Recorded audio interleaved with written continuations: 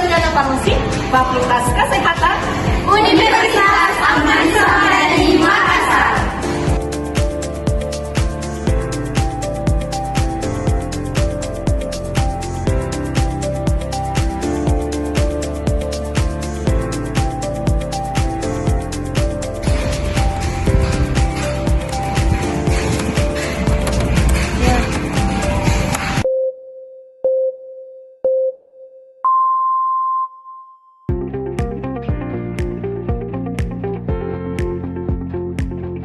ICH merupakan pedoman yang berlaku secara umum untuk produk bioteknologi dan biologi. Produk bioteknologi dan biologi memiliki karakteristik khusus yang harus dipertimbangkan dalam setiap program yang ditetapkan untuk memastikan stabilitas selama periode penyimpanan. Branding Group lampiran ICH kelima berlaku untuk protein dan polikeptida yang berkarakterisasi dengan baik.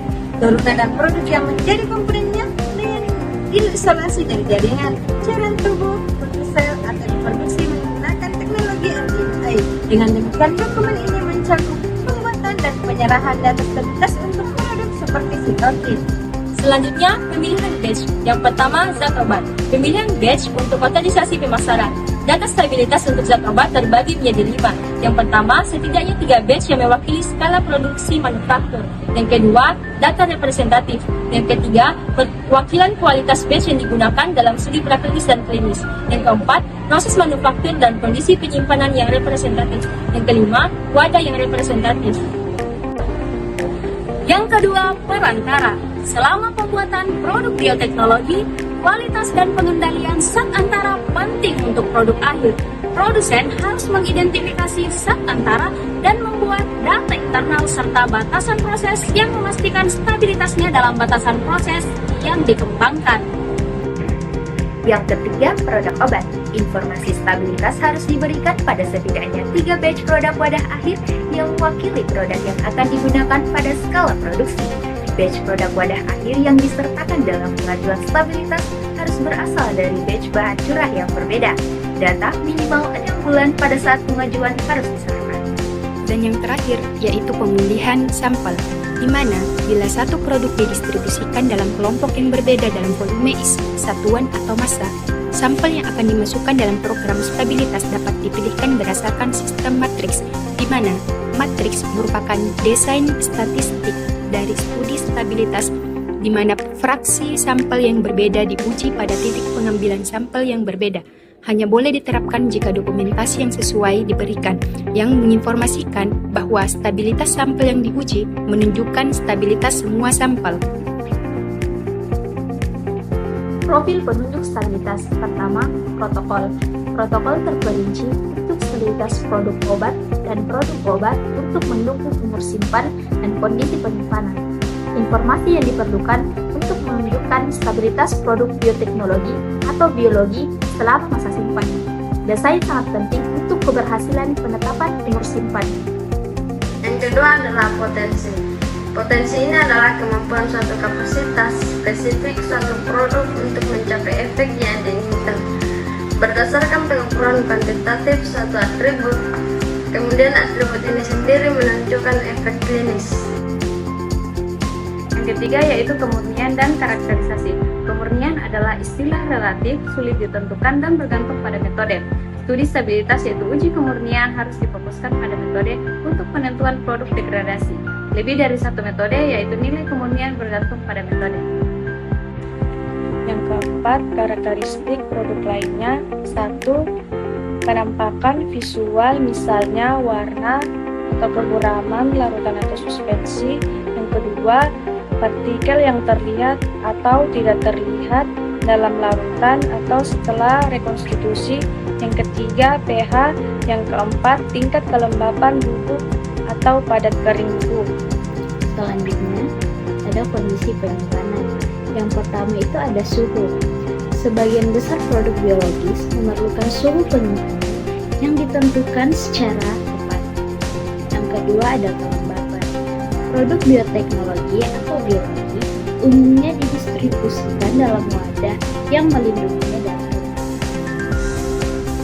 Ketiga, kondisi akselerasi dan stres. Umur simpan dapat ditetapkan berdasarkan data waktu dan suhu. Yang keempat, ada wadah atau penutup. Interaksi dapat terjadi antara produk dan penutup wadah.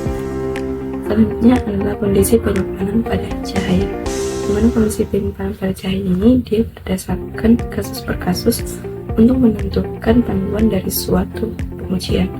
Dan terakhir ada atualisabilitas tambahan. Kemudian atualisabilitas tambahan ini merupakan stabilitas penggunaan untuk presentasi multidosis, analisis jangka waktu penyimpanan maksimum setelah rekontestasi, serta pencantuman dalam suatu pelabelan. Frekuensi pengujian yang pertama umur simpan dapat bervariasi, yang kedua panduan ICH didasarkan pada umur simpan 0,5 sampai 5 tahun untuk sebagian besar produk biologis. Yang ketiga, interval yang direkomendasikan untuk studi jangka panjang dalam pralisensi.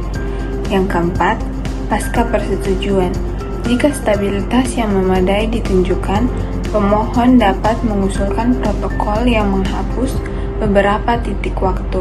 Adapun tadi sebagai berikut, umur simpan di bawah 1 tahun, frekuensi pengujian atau studi nyatanya ada 2. Yang pertama itu bulanan selama 3 bulan pertama, yang kedua interval 3 bulan setelahnya. Titik pengujiannya 0, 1, 2, 3, 6, 9, dan 12. Berikutnya di atas 1 tahun, ada 3 frekuensi pengujian atau studi nyatanya, yaitu setiap 3 bulan pertama, tahun pertama, yang kedua setiap 6 bulan selama tahun kedua, yang ketiga setiap tahun setelahnya.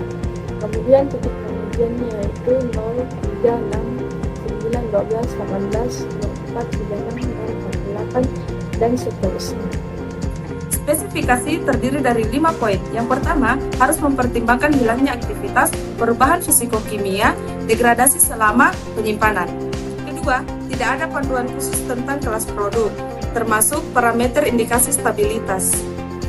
Ketiga, batas degradasi yang dapat diterima dibenarkan dengan mempertimbangkan tingkat yang akan diamati pada suatu bahan yang digunakan dalam studi non-klinis atau klinis.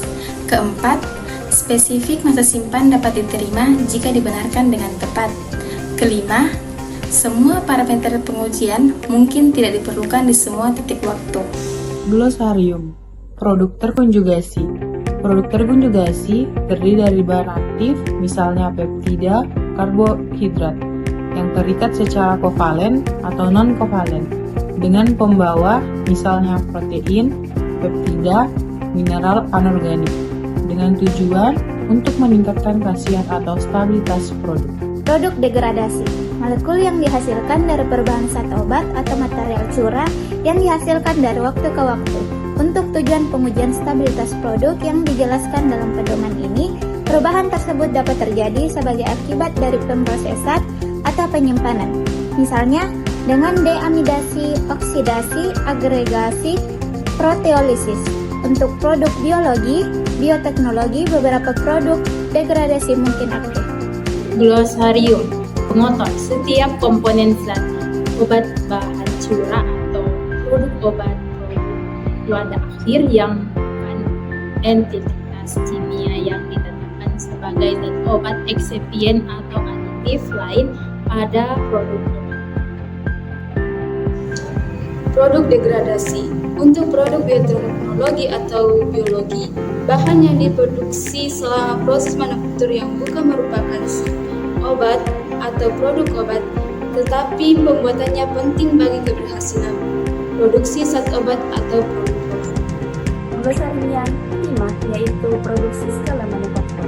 Manufaktur skala ini biasanya dipenuhi fasilitas yang ditunjukkan untuk produksi produk pemasaran. Dan yang keenam, skala pabrik percontohan, yaitu produksi zat obat atau produk obat dengan prosedur yang sepenuhnya mewakili dan mensimulasikan prosedur yang akan diterapkan pada skala produksi. Metode perluasan sel, pemanenan, dan pemurnian produk harus sama kecuali untuk skala produksi.